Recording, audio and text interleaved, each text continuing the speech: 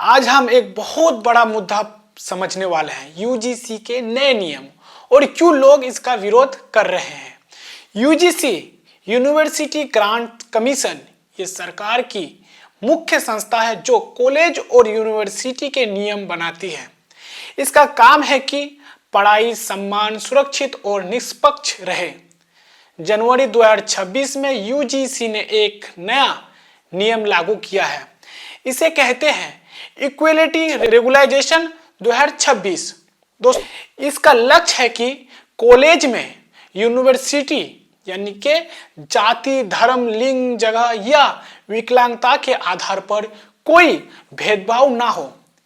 इसके लिए हर यूनिवर्सिटी में, हर कॉलेज में जो है इक्वलिटी अपॉर्चुनिटी कमेटी इक्वलिटी 24 घंटा हेल्पलाइन नंबर अवेलेबल बनाने की घोषणा की गई है।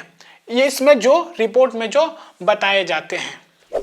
दोस्तों, ये जो नियम लागू किए गए हैं इसकी कुछ मुख्य बातें। कुछ लोगों को लगता है कि नियम अनसमान है। कुछ छात्र और समूह कहते हैं कि ये नियम केवल एससी, एसटी, ओबीसी के लिए है और जनरल उच्च कैटेगरी के लोगों को इस नियम में कोई सुरक्षा नहीं मिली। इसीलिए वो कहते हैं कि ये नियम अन्यायपूर्ण है। झूठी शिकायतों का डर।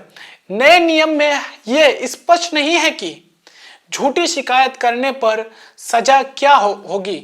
इसीलिए कई लोग डरते हैं कि इससे लोग गलत तरीके से दुरुपयोग के खिलाफ रिपोर्ट दर्ज करा सकते हैं। कुछ का मानना है कि यह विभाजन पैदा करेगा। कुछ लोग कहते हैं कि यह नियम कॉलेजों में लड़कपन या फिर अलगाव बढ़ा सकता है और कैंपस का माहौल खराब कर सकता है। देश के कई हिस्सों में छात्र समूह प्रदर्शन कर रहे हैं, जैसे यूपी के कई शहरों में रैलियां और विरोध प्रदर्शन हो रहा है।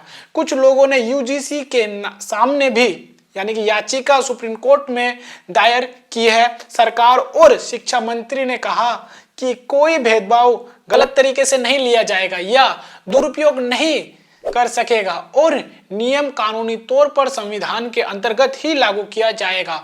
कुछ लोग मानते हैं कि ये नियम छात्रों को सुरक्षित रखने के लिए है, जबकि कुछ कहते हैं कि इसे बेहतर बनाया जा सकता है।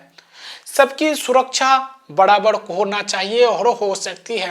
कुछ लोगों को यह भी कहना है कि यूजीसी को ऐसे नियम क्यों बनाना पड़ रहा है।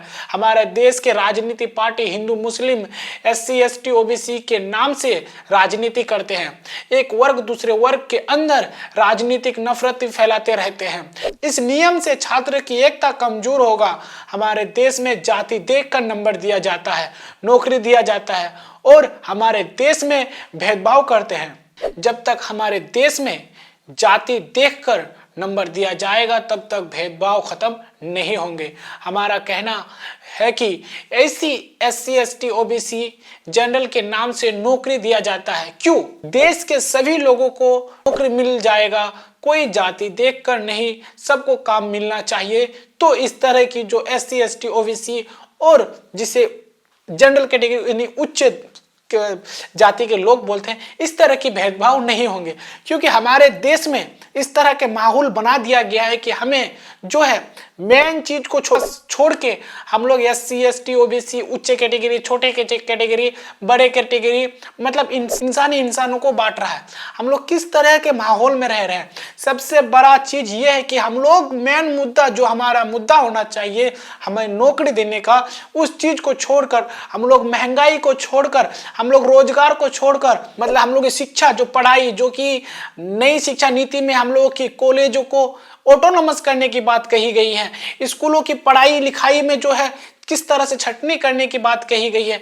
इन सभी चीजों को छोड़कर हम लोग एससी, एसटी, ओबीसी, छोटे कास्ट, बड़े कास्ट, बड़ा धर्म, छोटा धर्म, इसी चीज में फंसे हुए हैं। ये सरकार सबसे बड़ी हम लोगों को गुमराह बनाने की बात कर रहे हैं। इसी में हम लोग लड़ते रहेंगे और कोई इधर मालामाल होता रहेगा और हम लोग इसी में लड़के मरते रहेंगे और हमारी नौकरी का कोई पता नहीं, हमारा रोजगार का बिल्कुल कुछ पता नहीं, हमारा बच्चों की शिक्षा का कुछ पता नहीं। ये सब हम लोग ऐसे ही देखते रहेंगे। सरकार ने नई 4 लेबर कोड लाए हैं जिसमें मजदूरों को छांटने की बात कही गई है। अगर किसी कारखाने में 100 मजदूर काम करते हैं और उस मजदूर को अगर निकालना है तो उसे सरकार को जो है इजाजत लेना पड़ता था, उसी को बढ़ाकर 300 कर दिया है। इस चीज पर किसी का ध्यान नहीं है। और अभी तो सबसे बड़ी ये चीज कर दी है कि मजदूरों का जो हड़ताल करने की जो सुविधाएं थी, जो हमें आर्टिकल 19 में मिलते हैं, हमें जो बोलने की आज़ादी मिलते हैं, हमें जो विरोध करने की आज़ादी मिलते हैं, उस आज़ादी को छीन रहे हैं। अब सरकार ऐसे नियम लागू किए हैं कि आपको 60 दिन पहले जो है सरकार को नोटिस देना होगा। इन सभी मोटी मोटी चीजों को छोड़कर जिसके पीछे हमें लगना चाहिए, अपने हक अधिकार के लिए लड़ना चाहिए, जो कि हमारे पूर्वज लड़े, उसको छोड़कर अभी हम लोग छोटी कास्ट, बड़ी कास्ट, बड़ा जाति, छोटा जाति, इस तरह के माहौल में आ गए हैं कि हमें पता नहीं कि हम लोग किस चीज के पीछे पड़े हुए हैं। अब इस तरह की सरकार जो नियम लागू किए हैं, ये नियम ये साफ दिखला रहे हैं कि हिंदू मुस्लिम करते करते अब उसे कंटेंट नहीं मिल रहे हैं कि किस तरह से करेंगे। तो अब ये छात्रों को भी बांटना स्टार्ट कर दिया है। छात्रों को बांटकर छात्रों की एकता को खत्म कर वो चाहते हैं कि छात्र नौजवान जो है नौकरी के लिए हमारे पास आए तो छोटा सा बन के आए। ये एक हाथ है लेकिन 5 उंगली है और इन उंगलियों को तोड़ना बहुत ही आसान है। इन उंगलियों को तोड़ना बहुत ही आसान है, लेकिन इस हाथ उंगलियों को जब मोड़ लेते हैं तो एक बन जाते हैं और इसे खोलना भी बहुत बड़ा मुश्किल है। तो यही सरकार नियम स्टार्ट किया है कि इन 5 उंगलियों को 5 कर दो, तभी इन लोगों को तोड़ सकते हैं। अगर इन 5 उंगली एकजुट हो जाएंगे तो सरकार की जो पॉलिसी है वो बेकार हो जाएंगे। इसीलिए इस तरह के नियम आए दिन लाते रहते हैं। इस चीज पर हम लोग को ध्यान देना चाहिए। और ये जो हम लोग जात के नाम पर, कास्ट के नाम पर लड़ने के लिए और एक दूसरे का भाई भाई का खून बहा रहे हैं, ये सब छोड़कर हमें मेन चीज पर फोकस देना है, वो है महंगाई, रोजगार। शिक्षा नहीं मिल रहा है हमारे बच्चों को, हमें शिक्षा नहीं मिल रहे हैं। छात्रों नौजवान पटना के सड़कों पर लाठियां खा रहे हैं नौकरी के लिए। ये सब चीज पर ध्यान देना चाहिए। और आप यूजीसी के बारे में क्या सोचते हैं आप कमेंट करके जरूर बताइए और आपकी क्या राय है। इसी तरह आप देखते रहिए अधिकार न्यूज। Thank you.